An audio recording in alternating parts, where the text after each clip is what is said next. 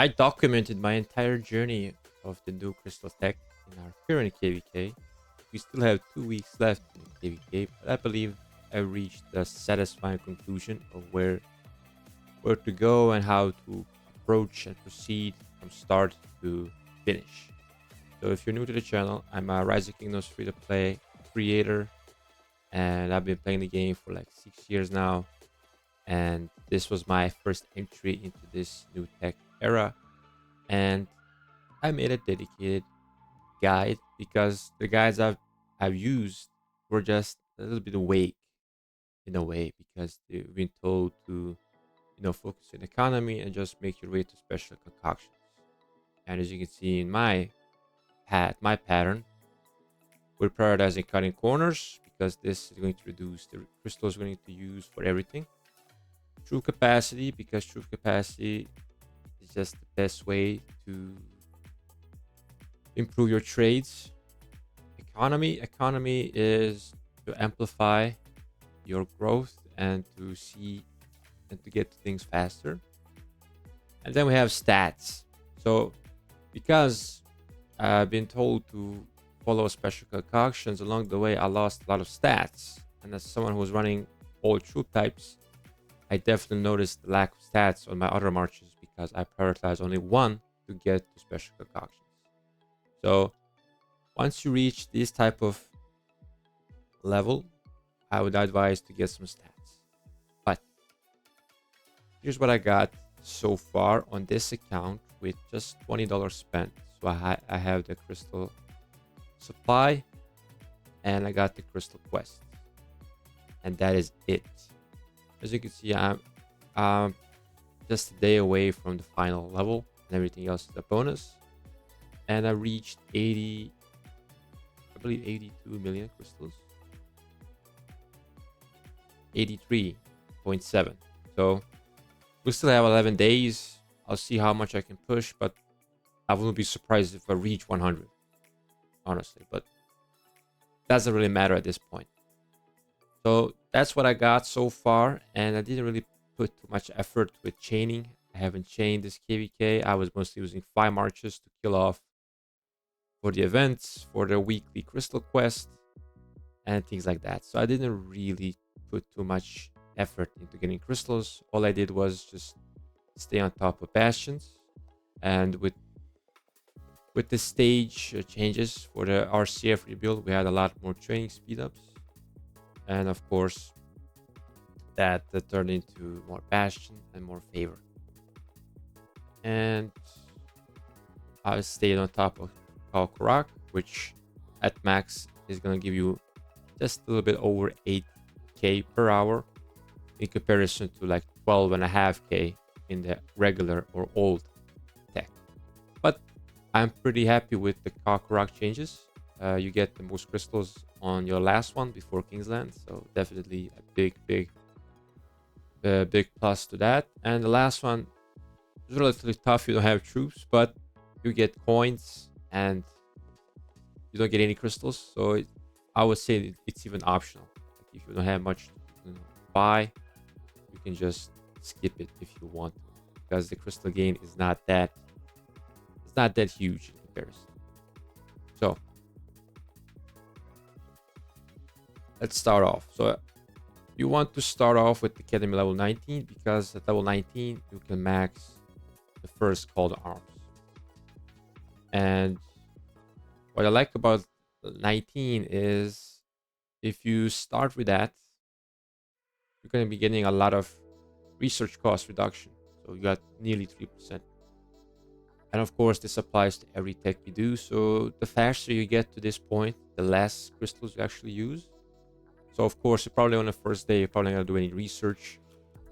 Maybe even on the next day. I don't know how efficient you will be, but I believe it is worth it because in the first zone, I would honestly advise just getting more troops. And if that means you're going to use less marches on the field, I think that's not a bad idea at all, because the less marches you use, the less resources you use and speed ups. Obviously, you get less kills, but in the first zone, in most KVKs, in majority of KVKs, the first zone doesn't really matter. Like the only thing you're fighting over is just two bastions and a sanctuary. Like that doesn't it's not worth like zeroing yourself over to. So and if you win the KVK, you will get those bastions anyway. So the first zone, you just want to be competitive because the gap between spenders and the non-spenders is the lowest, I believe, in zone 5, because compared to my two accounts, the gap was like 4 million.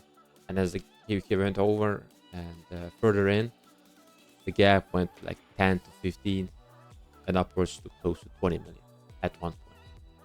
So we want to be competitive, but also we don't want to commit too much. So I believe this is where the sweet spot is. You want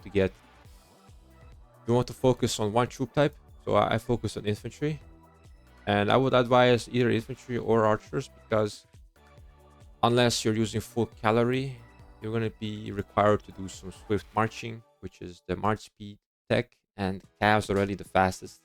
So if you're running a mixed army, you don't want your march speed to be too out of balance. You want to keep them as clumped up as together as possible. So that is why I advise either infantry or archers. I'll probably say archers, because archers, like the best current pairing is going to be QSH, who has march speed, and the best pairing is either ZL or YG, and neither of them have march speed. So probably I will push you towards archers in this context. And then you will make your way to some economy, and you're going to be maxing economy when the zone finishes. Ideally. Then moving on, like I said, you're going to be finishing your economy, and at level 23 academy you're going to be doing that, and from level 24 we're going to be doing color arms 2 to 9, and to max it we need academy level 25. You can even probably skip this. You can just go straight to level 25, because you're going to be reducing the research cost by another 0.5%. So if you want to min max, sure, you can do that, but I've just been trying to highlight some of the things we can do with each level. And of course, level 25, this is where we max out pretty much everything when it comes to special concoctions 1. And then once you go for special concoctions 2, you have the liberty here to invest more into stats. So here I'll also push for mainly one type that I've been working on since the start of KVK, but I think I made a mistake here. And this, once you get the special concoctions, you can max this relatively soon. And once you max it, you can work on other stats for other troop types if you're running them. So for example, if you're running archers, I think it's very good that you go for more march speed and generally more stats, but try to be careful if you're running cavalry, because you don't want to overstep with the march speed. So try to see what the sweet spot is for your account, but also maybe depending on your pairings, try to see which stat is the most valuable for that. So maybe health is more valuable if you're running like QSH with YSG, compared to if you're running QSH with ZL and both of them have health. You probably want to focus more on defense. So there's a lot of customization you could do with these type of micro optimizations, which makes this new KVK tech kind of fun. And I'll definitely experiment more in my next KVK, and you can definitely do that from now on as well. And from there, if you're someone who swarms, I did this like on the last day before Kingsland, you get your damage reduction and you get some points at the surprise strike.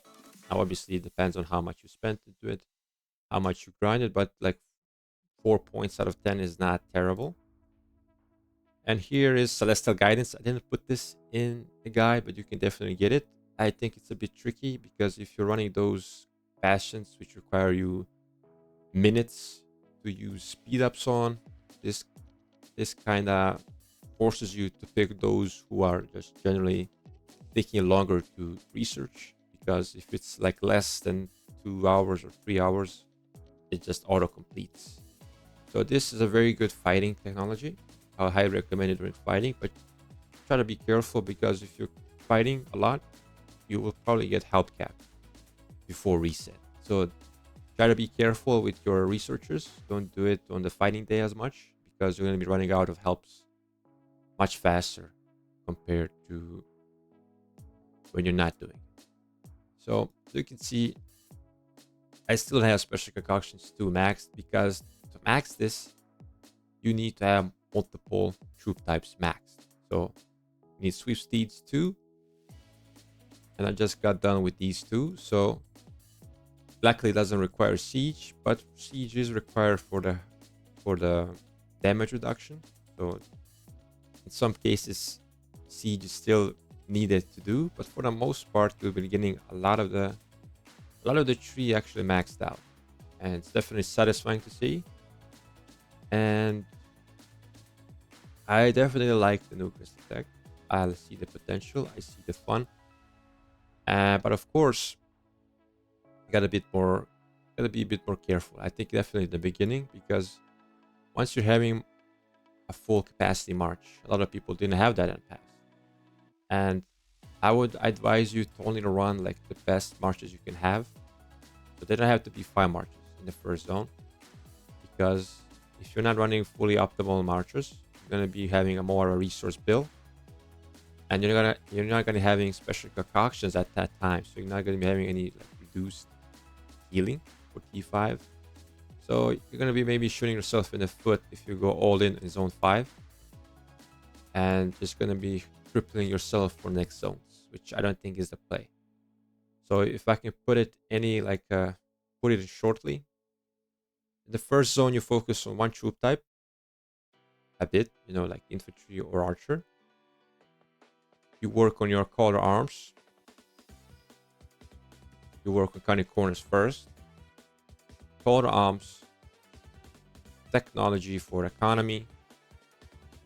You can skip these because these are not needed at that time. You're gonna need it later, but not now. And then work your way to some stats to reach special concoctions. Once you have special concoctions at a level you're satisfied with, you can get further in to get more extra stats for your marches. And then you can do special concoctions too. And then move forward to damage reduction. And ultimately surprise strike if swarming is what you do. Which, as a low spender, you can do. But as a free to play, I would not recommend. Unless you're trying to reach that. In that case, go for it. So, there we have it. I have a new Kakorak crystal amounts in here. You're probably going to need to scroll it down a bit. Probably going to be easier to see on the phone.